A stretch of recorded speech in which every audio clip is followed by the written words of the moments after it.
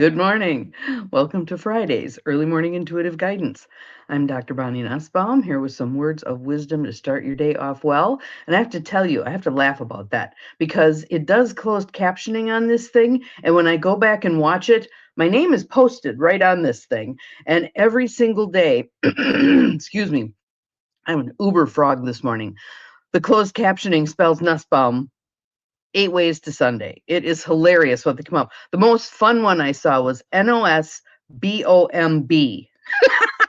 That was good. That was a good one. So we'll give it a minute for people to pop on here. And as I was arranging myself this morning, I noticed how I subconsciously move over a bit to make sure that the believe is visible to y'all. I want to make sure we're all in that place of believing. And sometimes, some days, given how the shit jumps off, it's harder to believe than other days. So I like that sits right there to remind us all, stay in belief, stay in belief, stay in light. I have that on my keyboard here, the little post-it note. The guy who invented post-it notes, near and dear to my heart. Stay in the light. Stay in the light. So let's start with some breathing and some tapping. Pick your spot. I happen to like here. Some people like here because it's a reset spot, but this one is very calming and soothing. So I like this spot. Breathe in through the nose, out through the mouth. Breathe in through the nose, out through the mouth. Let your shoulders drop, wiggle your neck around, listen to the Rice Krispies in your neck for a bit. In through the nose, out through the mouth. And one more for good measure. In through the nose, out through the mouth. And all of my peeps may have slept in this morning. I don't see anybody popping up today, but that is fine because there's always replay. It's nice to be on live because then you can comment in real time, but some days are just not like that. So, as always, Tosha pops up. At least once a week, Tosha pops up. And now we've had her in a couple days in a row. Outrageous excuse me. Outrageous Openness. I love this book. Good morning, Abigail. There's one person. I thought you all were sleeping in today. Outrageous Openness by Tosha Silver, letting the divine take the lead. And if you look real closely, you can see the top of my Easter menu there. Guess what? Ham. Yeah. Got to please the family. But that fits in beautifully with today's chapter. Why please everyone? Let me take a drink and you ponder that question. Why please everyone? So, again, there are two quotes at the beginning of the chapter, which to me always says it's going to be an amazing chapter for us. This one is way toward the end of the book. Good morning, Nancy. Welcome. Glad you're here. Now we're starting to get some folks rolling in here. Looks like someone else is here, but your name hasn't rolled, but glad you're here. Welcome, welcome. Why please everyone? What an interesting question, right? So for those of you who have the book and like to follow along with me, there's Gwen. Good morning, dear. Glad you are here. It's on page 203. 203. So the quotes: release the noose of public opinion. Oof. That's an intense way of describing that, isn't it? I have to please everybody. I have to sway with public opinion. I have to go along to get along, even if I don't believe it. Lori Anders, release the noose of public opinion. And the second quote is by Anonymous. The only sin is to have knowledge that could assist others and to hoard it. Blink, blink. And we oftentimes hoard that knowledge out of a false sense of modesty. Who am I? What do I know? Who wants to listen to me? We do. We do. Put it out there. Speak up. Those of you who have grandkids, I'm sure you're well aware of this. They've got their little ears perked up. Be cautious about what you say. Be empowering with your words. Set them up for the I can do philosophy. I have value philosophy. I love those videos of moms and dads walking their kids to school and they've got a litany. I am powerful. I am strong. I learn easily, all the things, right? And there's these little bitty kids spouting back this affirmation series. Love that. Love that. Love that. I think I will do that with my granddaughter. Only we'll probably sing it. We may dance too. We may dance too. Why not? So here's the chapter. Why please everyone? I've been giving readings to Sosa forever. She's based in Montana, isolated from the urban art world. She recently did her first big show in Los Angeles, and overnight, people were clamoring for more. Suddenly, she saw that her work could travel the globe. She's also got a Herculean birth chart with a prominent Pluto, the planet of death and rebirth, kicking up dirt wherever she goes. People instantly adore her or hate her. You know those folks? Yeah. Her energy is so strong, she changes a room just by walking in the door. Excuse me, my Uber frog. None of this would matter except she also has 3 planets in sensitive Libra who are mortified each time she attracts even a flicker of dislike. Again, humans are complex. I'm not going to say complicated, complex. To me, the difference is complicated is what we've created. It's the muck we've stirred up. It's the double binds we've created. It's a complex is we've got a whole lot going on just from the get-go, coming down the chute. We've got all the lineage, we've got all the DNA, we've got all the stuff we step off into. We're complex. We're complex. So Sosa called Tosha, say that 5 times real fast, because she felt uncomfortable promoting herself on the web. I knew what she meant.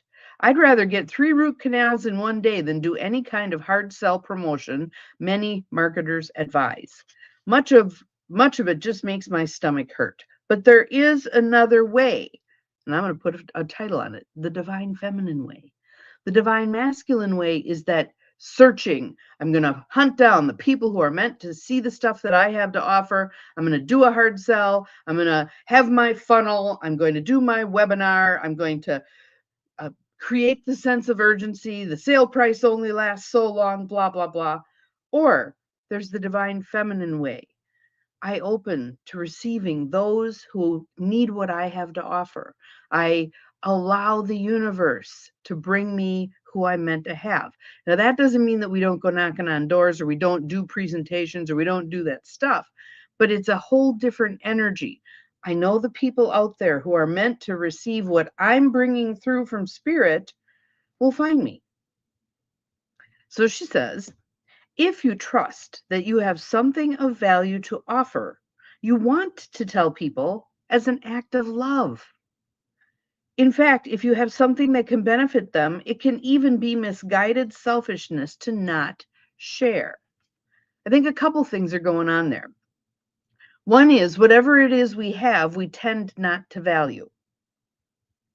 So how many singers do you know who have an amazing voice and they're kind of they don't value it the way we value it? How many artists, creatives, writers do amazing stuff that we love and adore and they're kind of about it, right? So there's that misguided piece. There's also the misguided piece of who, me? Me as the messenger? Why me? Why not you? Why not you and everyone else? We all are here with the message. Remember the reading from the other day where she's sitting at an outdoor cafe and some guy comes up to her and says that he has a message for her. So she invites him to sit down. He rattles off his message and then he goes off to buy a burrito. What if it were that easy to share? Now, that doesn't mean offering your opinion where it isn't welcome. But it means if you're getting the guidance that you have a gift that's going to be of use to somebody, offer it. And again, they have the right to say no. They absolutely have the right to say no.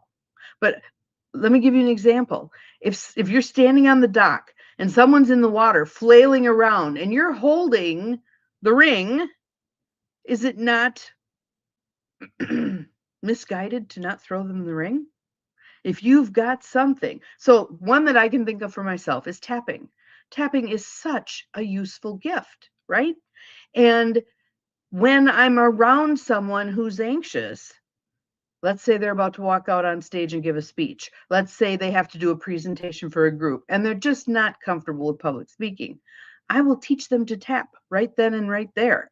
So, and I'll teach them how to do things surreptitiously so they can be underneath the table, just tapping away to bring themselves down. I'll remind people, okay, take a breath before you start. Just take a breath.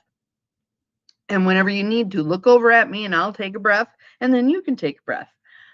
If we have these gifts, we need to use them. We need to put them out there.